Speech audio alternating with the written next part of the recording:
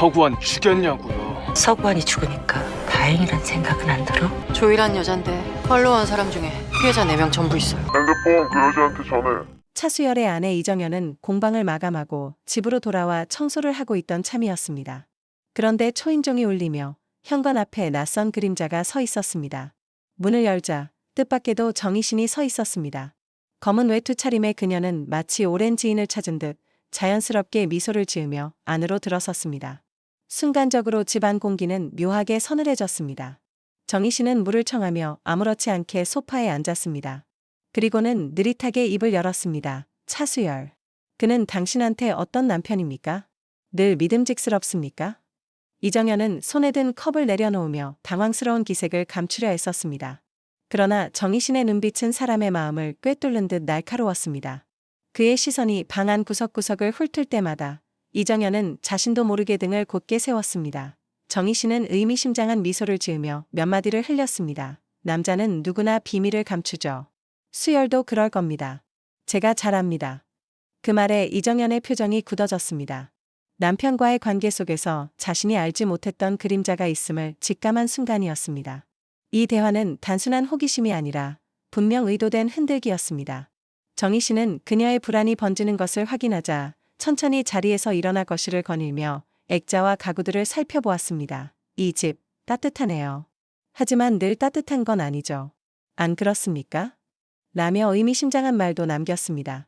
이정현은 더 이상 버티기 힘들다는 듯 결국 손에 쥔 휴대폰을 꺼내려 했지만 정희신이 먼저 다가와 손목을 살짝 잡았습니다. 걱정 마세요. 저는 그냥 진실을 말해주러 온 겁니다. 같은 시각 경찰청장실은 폭풍우 같은 긴장 속에 휩싸여 있었습니다. 청장은 책상을 거칠게 내리치며 최중호를 호통쳤습니다. 죽었다고 발표했던 살인마가 멀쩡히 돌아다니고 있어. 국민 앞에 우리를 어떻게 변명할 겁니까? 최중호는 얼굴이 잿빛으로 질리며 고개만 떨궜습니다. 청장은 계속해서 소리를 높였습니다. 언론이 알아채기 전에 당장 수습해.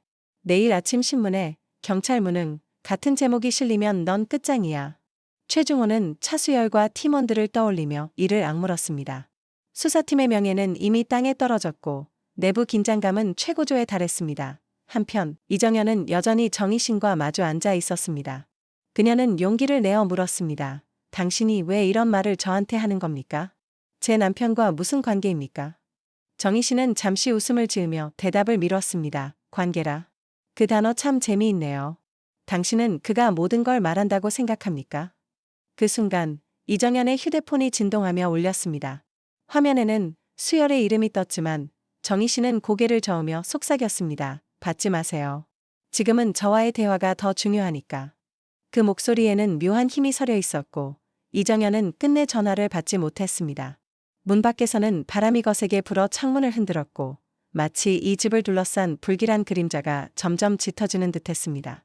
정희신은 다시 스스로 주택 감옥으로 발걸음을 옮겼습니다.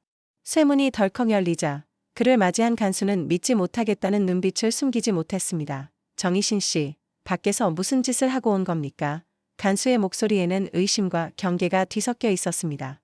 정희신은 입가에 짧은 웃음을 머금더니 툭 던지듯 대답했습니다. 내 할 일 다 했거든요. 그 미소는 마치 스스로를 조롱하는 듯 보였고 간수조차 잠시 말을 잃었습니다. 곧이어 차수열과 최중호가 거칠게 문을 열고 들어왔습니다. 차수열의 얼굴은 분노로 물들어 있었습니다. 서구환, 당신이 죽였냐고요. 목소리는 방 안의 공기를 흔들었고 정희신은 천천히 고개를 들어 그를 응시했습니다. 넌 솔직히 기쁘지 않았냐? 서구환이 없으니까 마음이 편하다는 생각 안 들었습니까? 순간 차수열의 눈빛이 미세하게 흔들렸습니다.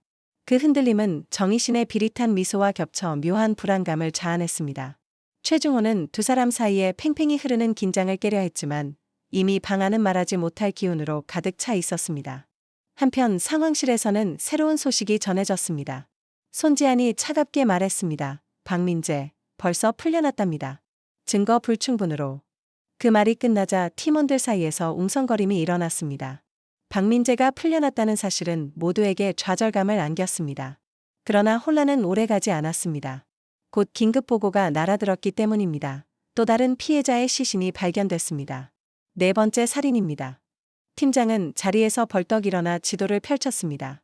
피해자는 마지막으로 목격된 장소는 작은 공연장이었습니다.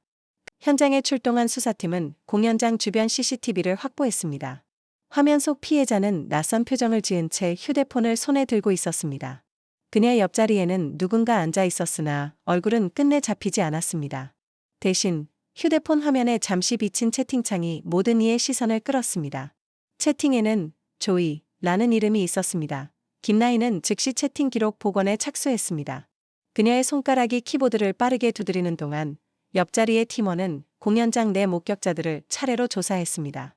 목격자 중 한 명은 피해자가 공연 시작 전까지도 계속 누군가와 웃으면서 메시지를 주고받았다고 증언했습니다. 채팅 기록 일부가 복원되자 팀원들의 표정은 일제히 굳어졌습니다. 메시지 속 조이는 피해자를 공연장으로 유인하는 듯한 뉘앙스를 풍기고 있었습니다. 오늘은 특별한 무대가 있어. 꼭 와야 해. 라는 문장 뒤에는 피해자의 답장이 이어졌습니다. 나 혼자 가도 괜찮을까? 그런데 대화 말미에 피해자의 마지막 문장이 화면에 떴습니다. 왜 이렇게 어두워졌지?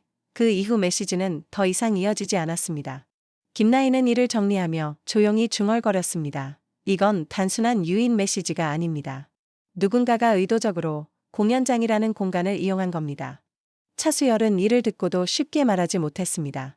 머릿속에는 정희신의 의미심장한 말이 맴돌았습니다. 너도 기쁘지 않았냐? 라는 말이 지금 이 사건과 묘하게 겹쳐 들렸기 때문입니다. 상황실로 돌아온 차수열은 보고서를 정리하며 깊은 고민에 빠졌습니다.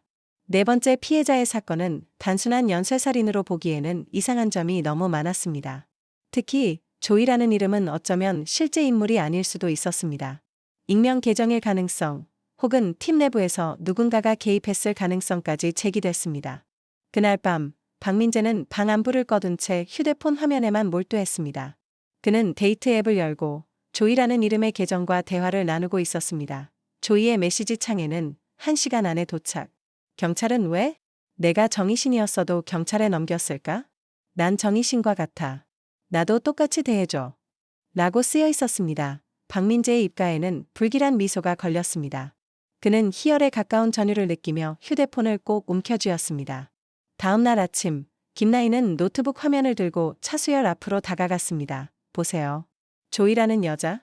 그런데 그녀를 팔로우하는 사람 명단에 피해자 4명이 모두 있습니다. 순간 수사팀 사무실 안은 숨조차 크게 쉴 수 없을 정도로 고요해졌습니다.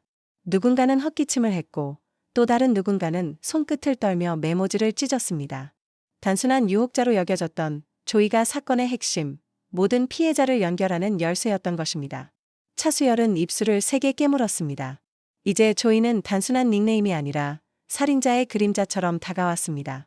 바로 그때 사무실 문이 열리며 택배원이 봉투 하나를 건넸습니다. 받는 사람은 차수열님께 라고 적혀 있었습니다. 모두가 긴장한 눈빛으로 지켜보는 가운데 차수열은 봉투를 열었습니다. 그 안에는 푸치니 오페라 토스카 티켓 2장이 들어 있었습니다. 팀원들의 시선이 일제히 모였습니다. 2장이라니, 한 형사가 중얼거렸습니다. 누군가는 농담처럼 범인이 수열 형사님과 동행하고 싶나 보네요. 라고 말했지만 아무도 웃지 못했습니다. 그 말은 모두의 심증과 정확히 겹쳤기 때문입니다. 누군가 노골적으로 차수열을 사건의 무대로 끌어들이고 있었습니다. 수사팀은 티켓이 배달된 경로를 추적했습니다. 공연장 CCTV에 찍힌 택배원의 모습이 확인됐지만 얼굴은 마스크로 철저히 가려져 있었습니다. 몸짓과 키, 걸음걸이를 확인하려 했지만 일부러 흔적을 감춘 듯 특이할 만한 단서는 없었습니다. 우릴 가지고 노는군요. 최중호가 이를 갈았습니다. 그러나 차수열은 담담하게 티켓을 주머니에 넣었습니다. 그는 이미 직감하고 있었습니다. 이번 사건에서 자신은 더 이상 단순한 추적자가 아닌 누군가가 지목한 배우라는 사실을 말입니다. 마침내 오페라 공연 당일, 수사팀은 공연장 주변을 철저히 통제했습니다. 수많은 관객 속에서 조금이라도 수상한 인물이 보이면 즉시 검문에 들어갔습니다. 몇 차례 의심되는 인물이 포착되었지만 결과는 번번이 허탕이었습니다. 한 노인이 낡은 가방을 들고 공연장 입구에서 서성이다가 체포되기도 했습니다. 그러나 가방 안에는 단지 오래된 오페라 악보만 들어 있었고 노인은 격분하며 소리를 질렀습니다. 이게 무슨 망신이요. 내가 이 공연만 몇 년을 기다렸는데. 팀원들은 난처한 표정을 지었지만 이 또한 범인의 의도일지 모른다는 불안감이 머릿속에서 떠나지 않았습니다. 차수열은 공연장 객석에 앉아 무대를 바라보았습니다. 푸치니의 선율이 울려 퍼졌지만 그의 귀에는 그것이 잔혹한 예고장처럼 들렸습니다. 조이는 분명 어딘가에서 지켜보고 있었습니다. 관객 사이, 무대 뒤, 혹은 이미 그의 바로 곁에서일지도 모른다는 생각이 들었습니다. 손에는 땀이 배어들었고 마음속에서는 오직 하나의 질문만 맴돌았습니다. 왜 나를 선택한 것일까? 그러나 대답은 들려오지 않았습니다. 오직 음악만이 웅장하게 극장을 뒤흔들고 있을 뿐입니다. 공연은 막을 내렸습니다. 웅장한 막이 내려오자 관객들은 기립박수를 보냈지만 수사팀은 차갑게 얼어붙은 얼굴로 객석을 빠져나왔습니다. 수십 명의 수상한 인물을 검문하고 CCTV를 확인하며 심지어 공연장 화장실까지 샅샅이 수색했지만 조이라는 이름은 그림자조차 보이지 않았습니다.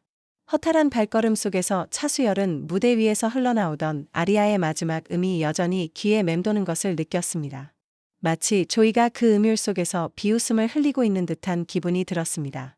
늦은 밤, 경찰서의 공기는 눅눅하게 느껴졌습니다. 사건 서류와 커피잔이 뒤엉킨 책상 위에는 형사들의 피로가 겹겹이 쌓여 있었습니다. 그때 차수열의 휴대폰이 울렸습니다. 발신번호는 제한되어 있었고 순간적으로 등골이 싸늘해졌습니다. 그는 망설임 없이 수화기를 집어들었습니다. 여보세요? 수화기 너머에서 낮고 서늘한 목소리가 흘러나왔습니다. 핸드폰을 그 여자한테 전해. 뚝, 통화는 일방적으로 끊겼습니다. 그 짧은 순간조차 공기가 얼어붙는 듯한 느낌이었습니다.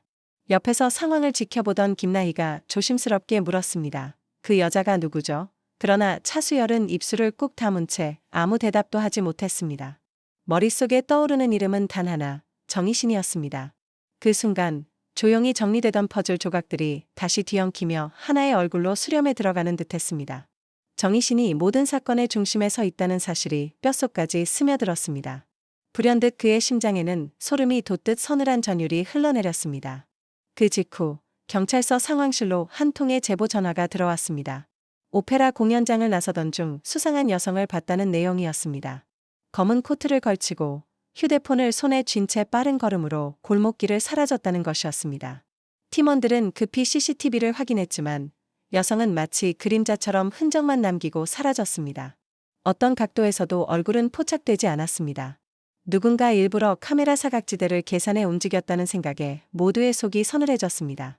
시간이 흘러 새벽 공기가 차갑게 스며드는 시각, 차수열은 홀로 주차장에 서 있었습니다. 어둠이 짙게 깔린 틈새에서 작은 발자국 소리가 들려왔습니다. 본능적으로 시선을 돌렸지만 거기에는 아무도 없었습니다. 대신 자동차 보닛 위에는 낯선 종이 봉투가 하나 놓여 있었습니다. 그는 천천히 봉투를 열었습니다. 안에는 단 한 장의 사진이 들어 있었습니다. 흐릿하게 찍힌 뒷모습의 여인이 휴대폰 화면을 바라보고 있었고 그 화면에는 선명하게 조이라는 이름이 떠 있었습니다. 어둑한 골목에서 카메라는 서서히 한 여자의 발끝을 비춥니다.